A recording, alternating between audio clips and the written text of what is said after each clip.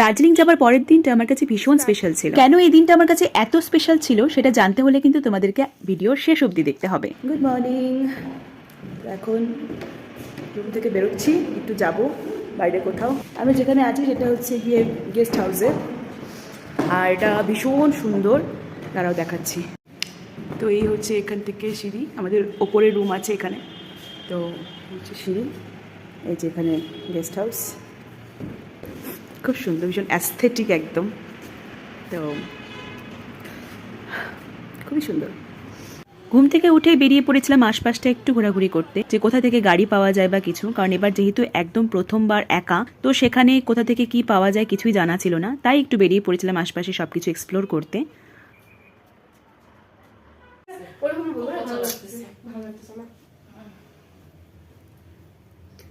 এখন আমরা রেডি, আর আমরা এখন বেরোবো। কোথায় বেরোবো? ফুল আউটফিট দিস ইজ। অনেকক্ষণ সকালে ঘোরাঘুরি করার পর সমস্ত কিছু জানতে পেরেছিলাম যে কোথা থেকে গাড়ি পাওয়া যায় বা কিছু, তো তার জন্য ঘরে এসে তাড়াতাড়ি রেডি হয়ে নিয়েছিলাম। এবার আমাদের বেরোনোর পালা। আমি যে গেস্ট হাউসে ছিলাম সেটা দার্জিলিং পোস্ট অফিসের গেস্ট হাউস, তার জন্য এটা এতটা অ্যাস্থেটিক একটা ভাইবস দিচ্ছে।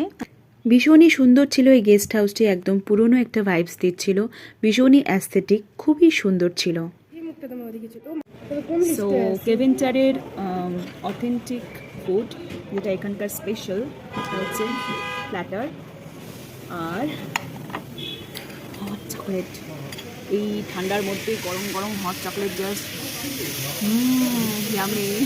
কেভেন্টারে যাওয়ার ভীষণ শখ ছিল, সবাই দার্জিলিংয়ে যায় গ্লিনারিজে যাওয়ার জন্য। হ্যাঁ, গ্লিনারিজ ভীষণ সুন্দর, কিন্তু আমি গিয়েছিলাম কেভেন্টারে ব্রেকফাস্ট করব বলে, আর তার কারণটি হচ্ছে আমাদের সবার প্রিয় ফেলুদা। আমি খুব ফেলুদার ফ্যান, আর জবের থেকে জানতে পেরেছি যে ফেলুদা কেভেন্টারে যেত সেখানে হট চকলেট খাবার জন্য, তবে থেকে একটা মনে ছিল যে সেখানে গিয়ে ব্রেকফাস্ট করব।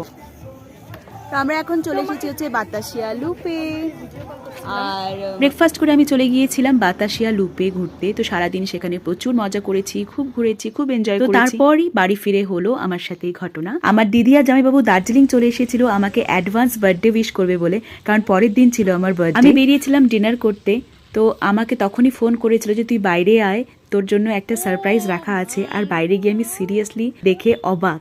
এটা আমার কাছে সত্যি একটা বিশাল বড় সারপ্রাইজ গিফট ছিল, যে আমি অন্য জায়গায় এভাবে একটা নিজের লোককে পাবো এবং তারা আমাকে এসে অ্যাডভান্স বার্থডে উইশ করবে, আর শুধুমাত্র আমার জন্যই এখানে এসেছিল। তো এটা আমার সিরিয়াসলি, আমি ভীষণ হ্যাপি হয়ে গিয়েছিলাম যে কেউ আমাকে এতটাও স্পেশাল ফিল করাতে পারে।